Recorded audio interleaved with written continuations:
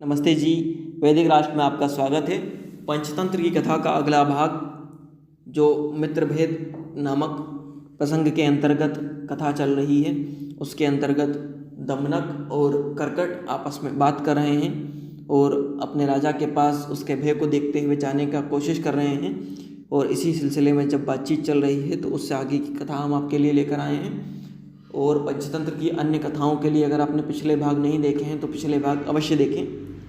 पंचतंत्र नीति शास्त्र का अद्भुत ज्ञान है जिसके माध्यम से नीति निपुण बना जा सकता है, व्यवहार कुशल बना जा सकता है। आइए आगे की ओर विषय की ओर चलते हैं। कर्कट ने पूछा कि आप चाहते क्या हैं, आप क्यों जाना चाहते हैं राजा के पास। दमनक ने कहा कि हमारे स्वामी पिंगलक आज भयभीत है, उसके अनुयायी गण भी संतृप्त हैं, भयभीत हैं। उसके सन्निकट जाकर मैं उसका भय का सही कारण जानना चाहता हूँ। कारण ज्ञात हो जाए तो मैं कुछ कार्य कर सकता हूँ, उसके लिए मदद कर सकता हूँ उसकी। लेकिन आप यह कैसे जानेंगे कि हमारा स्वामी आज भयभीत है, कैसे पता लगा आपको? उसने कहा कि इसमें जानने की क्या बात है। कहा जाता है कि कथित का अर्थ तो पशु भी समझ लेते हैं, क्योंकि इंगित भावों द्वारा प्रेषित घोड़े और हाथी सवार लोगों को चलाते हैं, किंतु बुद्धिमान व्यक्ति अकथित अर्थ को समझता है। वस्तुतः दूसरे व्यक्ति के अंतःस्थल के भावों को उसकी आंगिक चेष्टाओं आदि के द्वारा जान लेना ही बुद्धि का कार्य होता है। और कहा भी गया है कि आकर, प्रकार, इंगित, गति, चेष्टा, वचन, नेत्र, मुख विकारों के द्वारा उसके अंतःस्थल के भावों का पता लग ही जाता है। किन किन माध्यमों से? उसके मनुष्य के आकार प्रकार से, उसके इंगित करने की समझ से, उसकी गति क्या है उस बात से, चेष्टा किस चीज़ की कर रहा है, वचन कैसे बोलता है, नेत्र उसके कैसे हैं और मुख कैसा है, किस प्रकार का उस वक्त उसने मुंह बनाया हुआ है। पिंगलक की चेष्टाओं से उसके भय का पता मुझे लग गया है। सन्निकट जाकर मैं उसके भय का कारण समझूंगा और अपनी बुद्धि के द्वारा उसे निर्भय बनाऊंगा और अपने वश में कर अपने अनुकूल मंत्रित्व की पदवी वापस प्राप्त करूंगा। कर्कट ने कहा, किंतु आप तो सेवानिवृत्त हैं अभी, और सेवावर्ती से वो अनभिज्ञ भी है। ऐसी स्थिति में किस प्रकार उसे वशीभूत करेंगे? दमनक ने कहा, आप समझते हैं कि मैं सेवावृत्ति से अनभिज्ञ हूँ। पिता की गोद में खेलते हुए मैंने अतिथि रूप में समागत सत्पुरुषों के मुख से नीति शास्त्र का बहुत अध्ययन किया है। राज सेवा के सारभूत तत्वों का जो कुछ सुना है उसको हृदयगम्य किया है। उन सारभूत तत्वों को मैं कहता हूँ, सुनिए। वीर, विद्वान और सेवावृत्ति को जानने वाले चतुर, ये तीन ही व्यक्ति इस स्वर्ण पुष्पों से सुसज्जित पृथ्वी को अपने अधीन कर सकते हैं। कौन से तीन व्यक्ति पूरी पृथ्वी अपने अधीन कर सकते हैं? एक तो वीर योद्धा, दूसरे विद्वान, तीसरे सेवाभावी लोग। राजा के हितों को संपादित करने वाली विशेषतः राजा की आज्ञा विधायिनी किया ही सेवा कही जाती है। आज्ञाकारिणी और प्रिय कार्य का संपादन करते ही राज सेवा में उपस्थित होना चाहिए। विद्वानों को भी इसी मार्ग का अनुसरण करना चाहिए। सेव्य गुणों से युक्त नृपति अगर निर्धन भी होता है ना तो उसका सहारा ले लेना चाहिए, क्योंकि उसका सहारा लेने से कालांतर में वह जब समृद्धिवान होगा तो अजन्म सुख प्रदान करेगा। और जो राजा सेवादि गुणों से युक्त नहीं है, अर्थात सेवा भावकों के सेवकों के गुणों को नहीं जानता, उनके महत्व को नहीं जानता, ऐसे व्यक्ति का आश्रय कभी नहीं लेना चाहिए, क्योंकि वह बंजर भूमि के समान होता है जिसको जोतने, उसमें फल डालने से, उसमें बीज डालने से कोई लाभ नहीं होता। विद्वानों के लिए ठूठे वृक्ष की तरह एक स्थान पर निश्चल रहते हुए भूख से पीड़ित होकर सूख जाना अर्थात जीवन समाप्त करना अच्छा है, किंतु विवेकहीन राजा की आजीविका को स्वीकार करने की आशा नहीं करनी चाहिए, क्योंकि अविवेकी राजा जो है उससे आशा करने की अपेक्षा मर जाना अच्छा होता है। सेव्य और असेव्य नृपति को पहचान न सकने वाले सेवक को चाहिए कि वह स्वामी की कृपणता और कटुभाषिता की निंदा करने की अपेक्षा अपनी ही निंदा करता रहे, क्योंकि यही वह दोष हैं जो उसे कृपण और कटुभाषी राजा की सेवा स्वीकार कर रहा है वो। और यह दो गुण भी हैं जिससे आप पता लगा सकते हैं कि राजा कैसा है। सबुद्धिमान होते हुए भी जिस राजा का आश्रय ग्रहण करके सेवक परितृप्त नहीं होते, उस राजा का फल पुष्प से युक्त होते हुए भी वृक्ष की तरह परित्याग कर देना चाहिए। जो फल पुष्प से संबंधित तो है, भरा पूरा तो है, लेकिन उसके अपने जो सेवक हैं वो उससे संतुष्ट नहीं हैं। कुशल सेवक को चाहिए कि वह राजमाता, रानी, राजपुत्र, मुख्य सचिव, पुरोहित, द्वारपाल के प्रति भी वही व्यवहार करे जो राजा के प्रति करना चाहिए। कर्तव्य और अकर्तव्य से निर्णय में चतुर राजसेवक को चाहिए कि वह राजा की आज्ञा प्राप्त करके महाराज चिरंजीवी हों, अर्थात प्रशंसा करता रहे उनकी, और उसको नम्रतापूर्वक पुरस्कार को स्वीकार कर ले, बिना किसी हिचक के राजा की आज्ञा का पालन करे। इस प्रकार आचरण करने वाला राजा का सेवक ही राजा का प्रिय पात्र बन जाता है। राजा की कृपा से प्राप्त पारितोषिक आदि को विनम्रतापूर्वक लेकर व्यक्ति कृतज्ञता और संतोष व्यक्त करता रहे। राजा के द्वारा दिए हुए वस्त्र आदि को धारण करता रहे, इससे भी राजा का प्रिय बना जा सकता है। राजा के अंतःपुर में स्थित कन्याओं और अन्य रानियों से संपर्क जो व्यक्ति नहीं रखता है वह राजा का प्रिय होता है। जो जुए को यमदूत, हला अर्थात सुरा को हलाहल विष, शराब को जहर और रानियों को चित्रवत समझता है, वो व्यक्ति विशेष प्रिय हो जाता है राजा का। इसीलिए जो व्यक्ति युद्ध यात्रा में राजा से आगे चलता है, नगर में राजा के पीछे चलता है और राजभवन में राजा के द्वार पर इंतजार करता है उसका, वो व्यक्ति भी राजा का बड़ा प्रिय होता है। जो व्यक्ति अपने को राजा का प्रिय और आज्ञाकारी समझकर आपत्ति काल में भी मर्यादा का अतिक्रमण नहीं करता, वह व्यक्ति भी राजा का प्रिय पात्र होता है। जो सेवक राजा के शत्रुओं के प्रति शत्रुभाव रखता है, अभिष्ट जनों के प्रति मित्रता रखता है और उनका हित करता है, उसी को राजा अपना प्रिय मानता है। जो राजभृत्य अर्थात राजसेवक क्रोध में राजा के डांटने पर और कुवाक्य कहने पर भी प्रत्युत्तर नहीं देता, मौन होकर अपराध स्वीकार कर लेता है, वह राजा के सामने जोर से नहीं हंसता क्योंकि यह अपराध होता है, वह राजा का कृपा पात्र बनकर लाभ प्राप्त करता है, सुख प्राप्त करता है। जो पुरुष निर्भय होकर राजा की आज्ञा से जाने वाले रण को अपनी शरण और प्रवास को स्वगृह समझता है, उस व्यक्ति से राजा सदा संतुष्ट रहता है। जो राजपुरुष की स्त्रियों के साथ राज परिवार की संपर्क नहीं रखता, उनकी निंदा या उनसे विवाद नहीं करता, वह राजा के द्वारा सम्मानित होता है। कर्कट ने पूछा कि आप वहाँ पहुंचकर क्या करेंगे, या तो बताइए।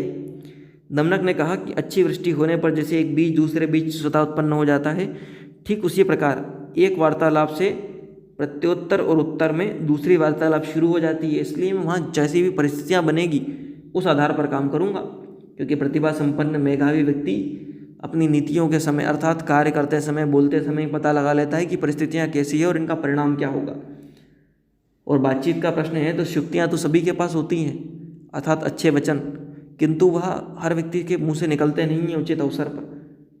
तो मैं वहाँ जाकर प्रासंगिक रूप से प्रासंगिक बात करूँगा, क्योंकि मैंने सुना है अपने पिता के मुँह से कि जो व्यक्ति अप्रासंगिक बात करता है ना, चाहे वो बृहस्पति ही क्यों ना हो, तिरस्कार सहना पड़ता है, उसको अपमान सहना पड़ता है, अर्थात अप्रासंगिक बोलने वाले व्यक्ति को अपमान सहना ही पड़ता है।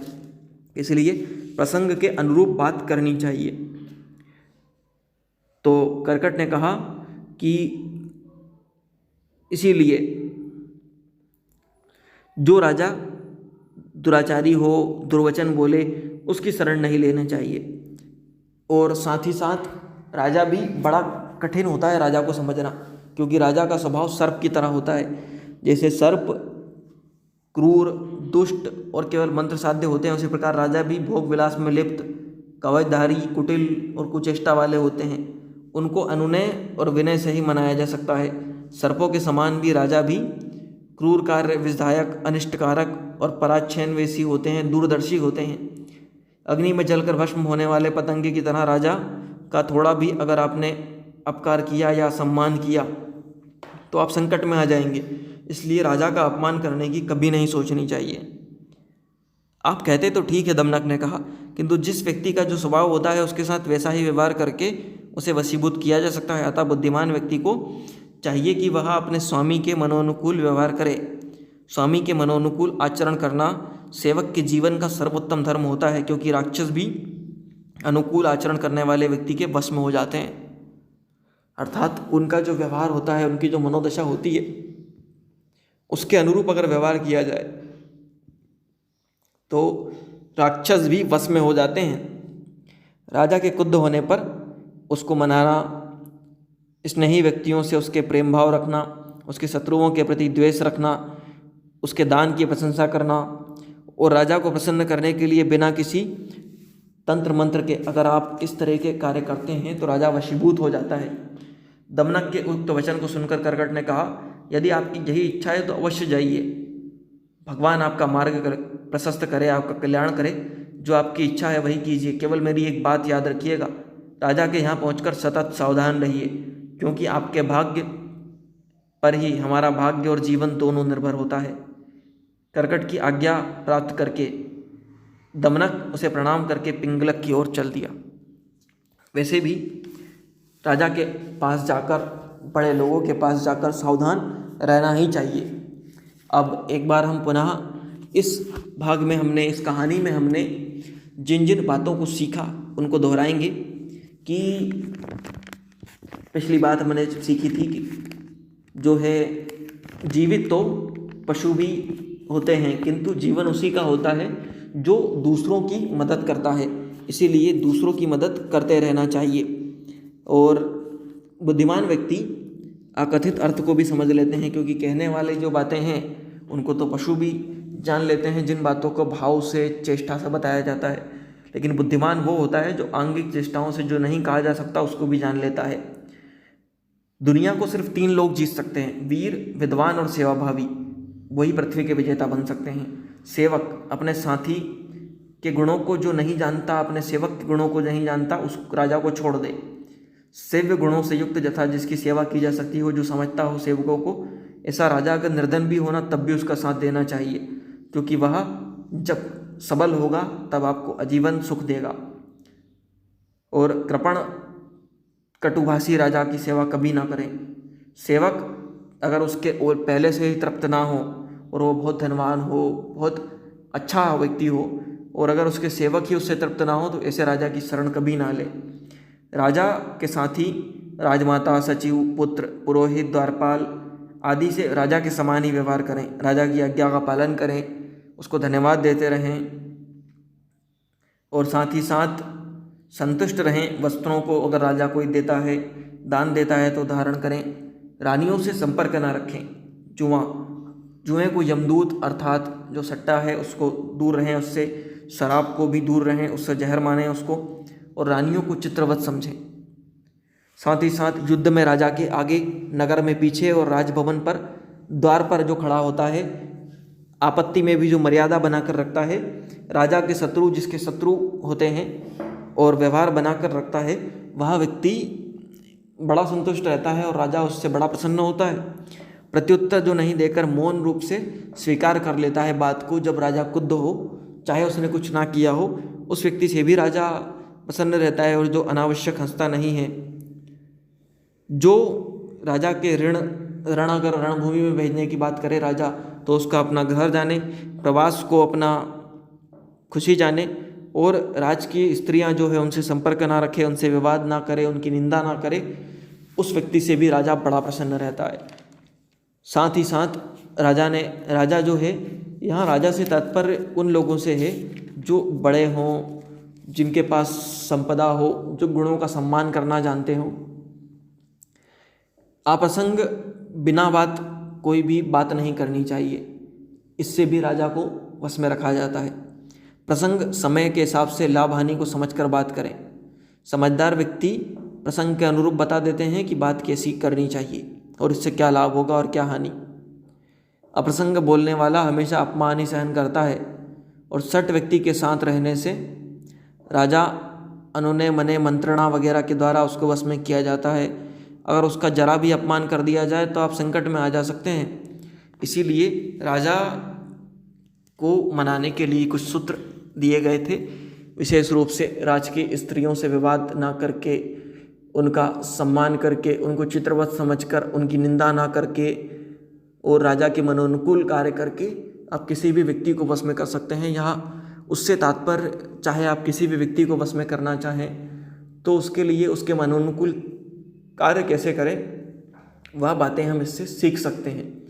अब अगली कथा में हम इससे आगे का भाग जानेंगे पंचतंत्र का। तब तक के लिए इसको एक बार पुनः सुने और इन बातों को अपने जीवन में उतारें, पंचतंत्र से शिक्षा लें, क्योंकि पंचतंत्र विश्व का इकलौता ऐसा ग्रंथ है जिसके माध्यम से एक महर्षि ने 4 अशिक्षित बालकों को राजकुमारों को 6 मास के भीतर शिक्षित बना दिया। इसलिए पंचतंत्र की हर शिक्षा अपने आप में बहुत ज़रूरी है और बहुत उचित है। इसीलिए पंचतंत्र का अध्ययन करते रहें।